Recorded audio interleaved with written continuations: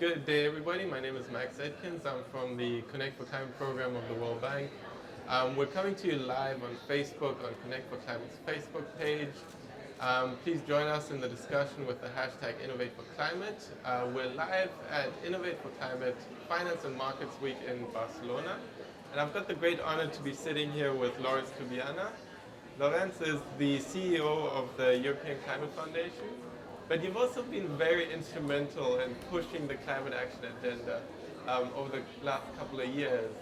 So you had a key role in COP21, which was the climate change conference happening in Paris, in France, in 2015.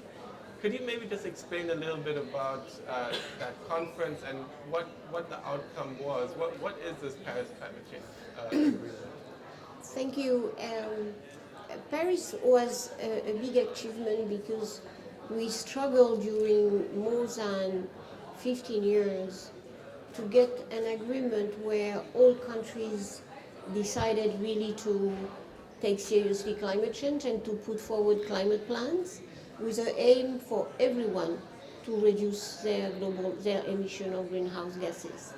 This agreement has, in a way, identified very ambitious targets at world level to limit temperature well below 2 degrees C and hopefully trying to keep the window open for limit temperature to 1.5.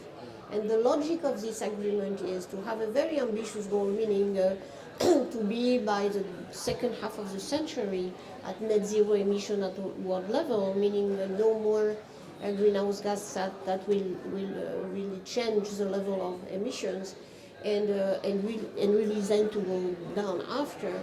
And this means that was the first time that all countries, including developing countries, including fast-growing emerging countries, they agree to this agreement. That's why there was such a joy in Paris, such an excitement, because everyone was in a way anticipating a much more sort of prudent agreement with no really vision. And that was a surprise that everyone finally could contribute to something that was much beyond every national interest.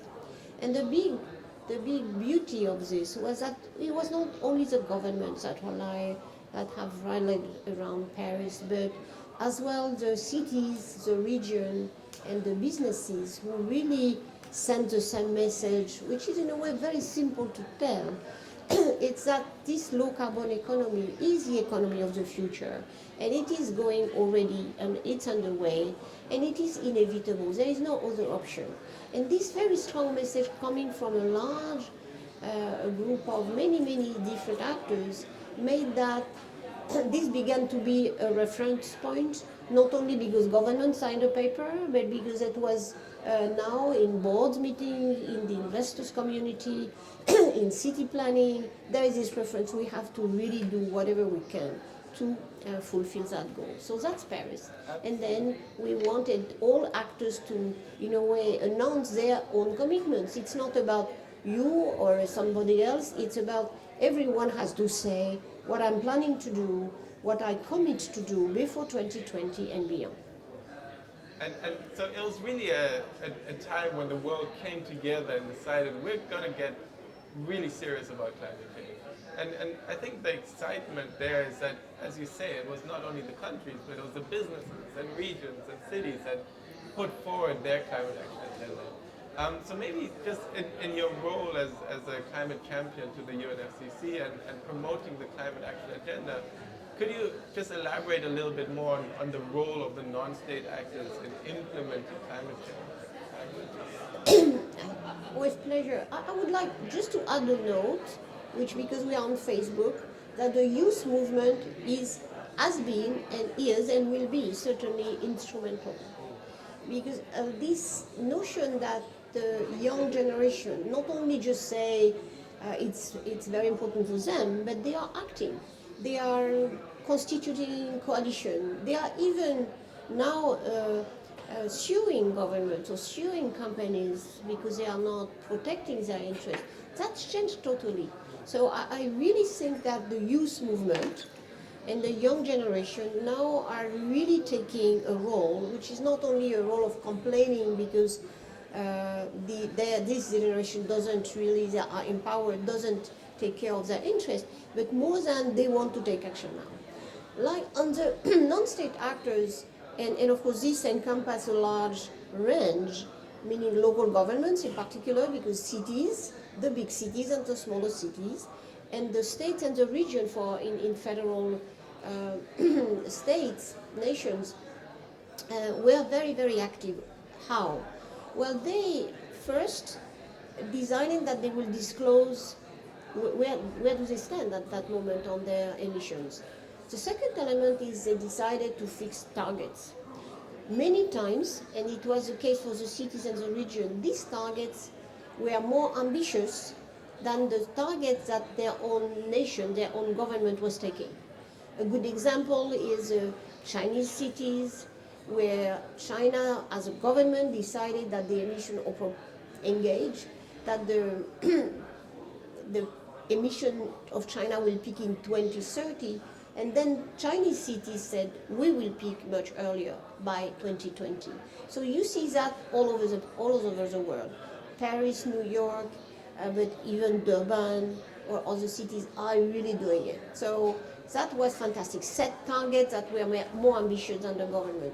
And it came as well with the businesses, who again said we should do better than, let's say, for example, European countries have decided that they go to minus 30% by 2030.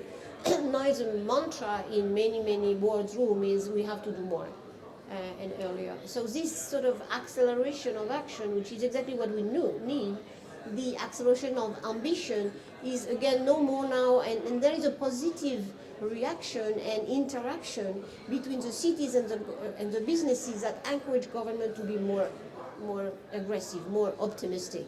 And that's so important because many times governments are afraid of going further, and they don't believe that there will be a support from the society or from the businesses, of course. And so I think the main target is really to create this positive loop where finally government can commit more than they think they should do or they could do.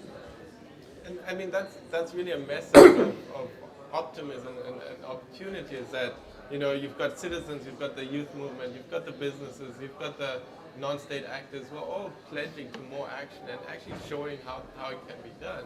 And that implementation of climate action is being picked up by the countries as their more ambitious plans, which is really exciting. So we're really at a stage where we're seeing a real global shift, and I think that's where you come more to today's conference, which is Innovate for Climate.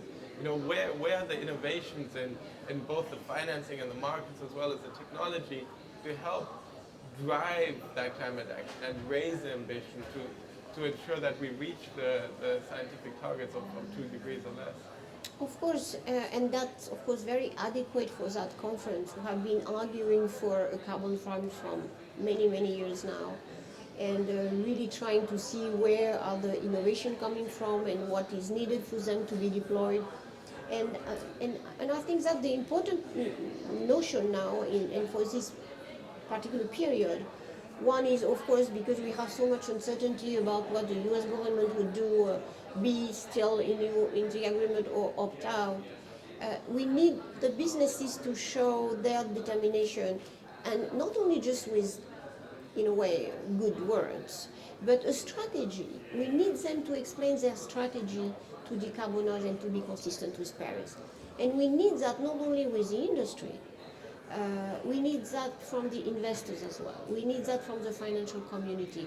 We need everyone to say, look, we understand Paris goal, so now we are looking at what does it take for our business, our investment portfolio, our business model to be consistent with Paris. And that is for me absolutely central at that moment, because we need this movement to be, again, to accelerate. We need to see the transport sector saying we can do much more. That's already there. The electric vehicles now in India or in China, or we can offer much more than you think. And the message has to go just across the board. That's the recipe we had in Paris, not only coming again from government, but the message across the board. And we need that. And we need that in sectors that are lagging behind. The aviation is doing progress, but we need much more.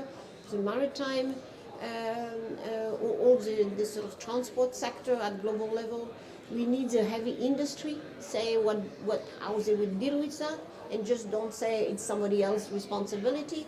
And we need at the same time that the city planning, the buildings, really incorporate this goal and to be at net zero emission by the second half of the century.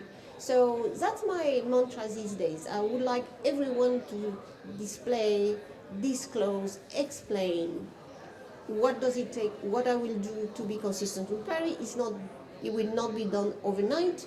It's a process. This is a process, and to identify what kind of cooperation is needed between the different actors, between non-state actors and governments, and between the governments at world level. Yeah.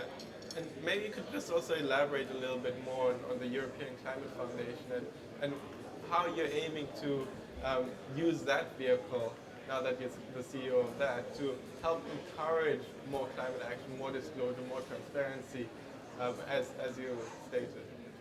European Climate Foundation, it's a very privileged place.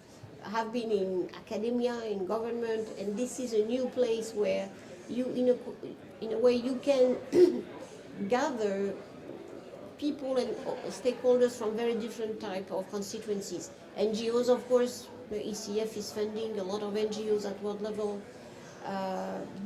Engage with business conversation, engage with government conversation too, and engage with finance. Of course, ECF is totally concentrated on energy and climate, but even we will look certainly further on land use aspect as well. So it's a fantastic platform because we can engage and we, in a way, have a role in building up the pressure, because every actor needs pressure from outside, need transparency, need to be challenged. And on the other side, really to have a strategy to engage the conversation that, again, business and cities feel comfortable about showing their difficulties and their concerns. So for me, it's a just wonderful way of continuing my activities that have been displaying now many years on climate. Absolutely, and thank you so much for your leadership on all that. So in closing, you already touched upon the role of young people and how they actually all want to be part of the solution already. They want to work in the clean technology industries. They do not want to contribute to a carbon-intensive future. They want to build that low-carbon resilient future. So what is your message for the younger generation out there? Oh, very simple. Engage, engage, engage. You have the force, you have the intelligence, you have the will, and you have to be everywhere. In your business, just choosing really to support the companies that really want to go forward, engage in the activities of the local governments, and to really to lead in there, to do good politics to do that too. We need you at every place in the societies to defend that ideal, to defend that we have no other option, and it's a fantastic opportunity. So I have many students, I'm a professor now for many years, and I'm so happy to see all my students now convinced, fighting, arguing, campaigning, and working in this area. So it's a vast world, it's a vast opportunity. I'm sure you will find your place there. And with that, I'd really like to thank you and congratulate you again on the Paris Climate Change Agreement. We're coming to you live from Innovate for Climate, Finance and Markets Week in Barcelona. Please keep on following us on the Connect for Climate Facebook page and engage in the discussion with #InnovateForClimate. Thank you, Laurence. Thank you.